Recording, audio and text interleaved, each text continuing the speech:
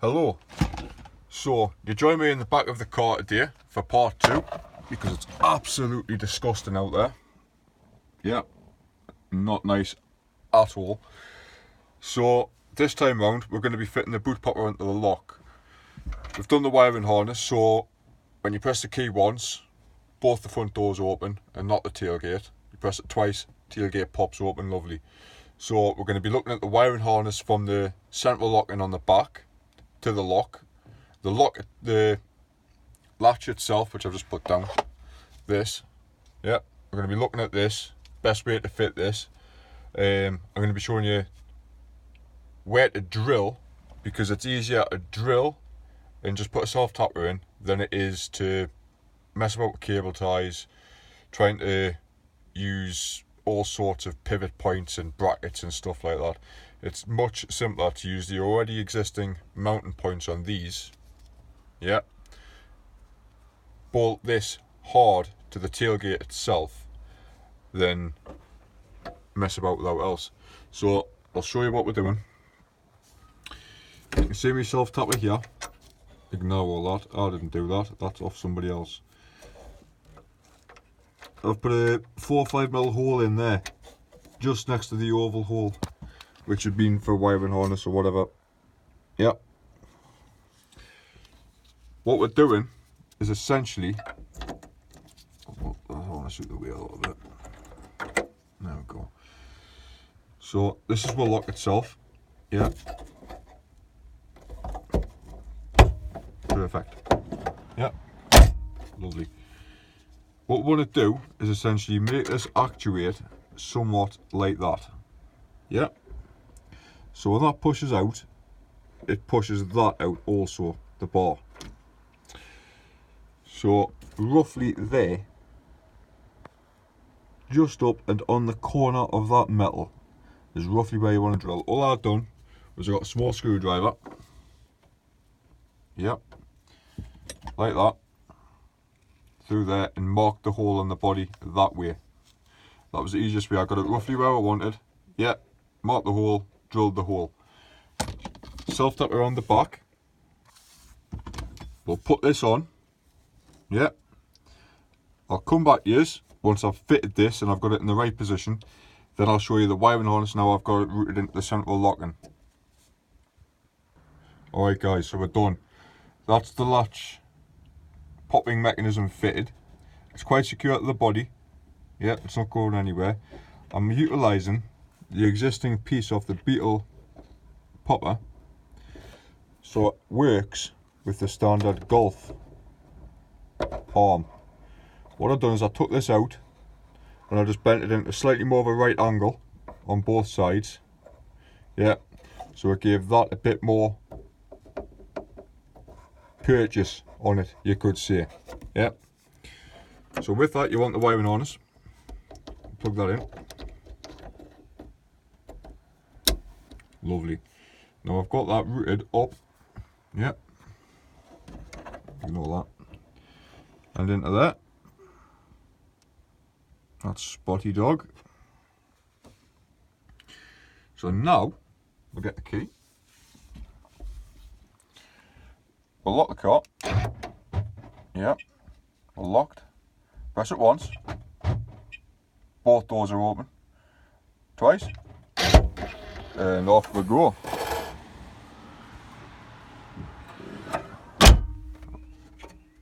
I'll try and show you that again without it opening. Yeah.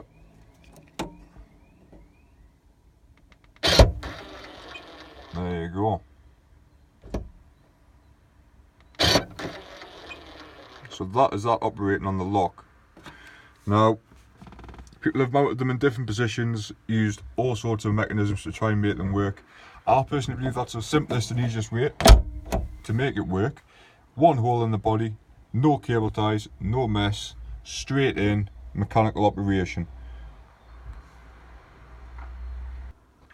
So what I'm going to do now is I'm going to pause this. I'm going to refit all the tailgate trim, cover all that up in the rain. So that's completely tidied up. Then I'll take you through the struts and what I've done to the struts and how to take the struts apart to add the extra springs. You'll need a couple of springs, not so much lengthwise but strengthwise. That's the main thing. So it's got enough kick to get the tailgate up. It's quite a lot of weight in it, so you want quite stiff little springs really. So I'm going to walk you through that once I've got this back together. Should only take 2 minutes to be fair, because I've only got the trim to put on. Sort that out, then I think we're laughing. We can do a bit of a demonstration once we've sorted the springs out, because that's it, like. Happy days guys. So, shall see you in a minute. Alright guys, the trim's on. Lovely. That's all boxed up. I'm still sitting in the back of the car because it's still awful outside. Now, I'm going to put these up there if I can. There we go. Right. I'm hoping the light's not too bad because I cannot see now on this phone light if it's no good. That might be a bit better. Sit a bit away. Ah, me leg. Right. So, get your tailgate struts off. Pretty easy to do. Find a screwdriver. God. That'll do. Right. What you want to be doing, if you haven't done this before, is there's little spring clips on them. Just there. I'm going to be sliding the screwdriver underneath and lifting it up. If they pop off, it's no worry, because they just pop back on. Yeah, not an issue. So, with a pair of more grips, clamp fairly close to the top. Yeah. Now, instead of turning this, we're going to turn this. Right? So, like any other nut, counterclockwise. Yeah. It'll come out. Just keep turning. Just like that. To a point where you feel like you could probably take it off with your hand. So we'll stop about there. And off we come. So you've separated the top ball with the rod. I'll put that down. Take this off without breaking my hands. Yeah. Now what we want to do, we've got the end off. So we want to put a spring on here. Now I picked up a couple of springs when I was in the scrapyard. Various different sizes. Just had what was lying about in engine bays and stuff. Just crap that was kicking about on the floor. Cleaned them up. You'll probably do with a bit of a paint because they're starting to rust. Because I've had them on a couple of days now. We'll use the 2 smaller ones because that's what I had on. So, what you want to do, 1, 2, yep, 2 springs on. I'll get my washer, because you want to put a washer in between the springs to support them, and that little ball end. I'm going to work out a better way for this, so you might get another video on this, on how to stop them rattling, keep them quiet, just tidy them up. It could well just be a couple of cable ties, you know, out, anything, just to stop it rattling about. But for now, this works. Right guys, so you have your springs on your strut.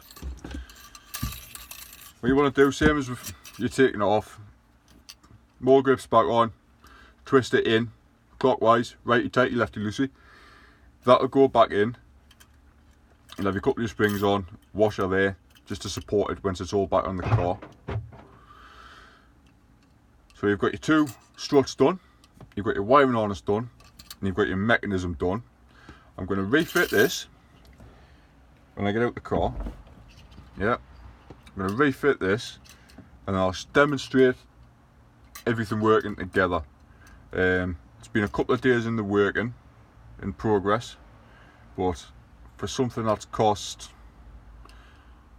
literally next to nothing in all honesty, because what I picked up was a clutch pedal, can't have enough spares, and I got that,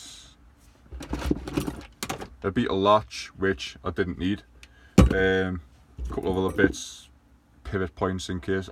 What I've done is I've picked up all sorts of bits I thought I might need to do this kit, should I not be able to get up to the scrapyard, night shift next week and all that. Well, I'll just pick up as much bits as I can, and I paid 20 quid for my bits, got a couple of other bits for someone else, and that was it. So when you look at the cost of what this is all in, probably only looking at about 10 or 15 pounds. You know, when you think your petrol going to the scrapyard, you've got your actuator which you've pulled off a car from somewhere, a few meters of wire, and 5 minutes soldering. It's really not all that much, in all honesty, when you consider the cost of a kit which won't operate the same as this is nigh on 300 quid. But hey ho, we'll get this strut back on and I'll show you the system working entirety, how I've got it set up, and we'll go from there. Right then, 4th time I'm trying this now, because every time I've tried it, it didn't work. So we'll lock the car. Yeah, that's sorted. Now I'm going to, yeah, one press of the key, front doors unlock. Perfect. 2 presses. See the moment of truth. There we go, check that out. Isn't that a belter? Well, it's absolutely disgusting, so I'm going to get myself in and edit this up. So, I'll see you guys next time for the next one.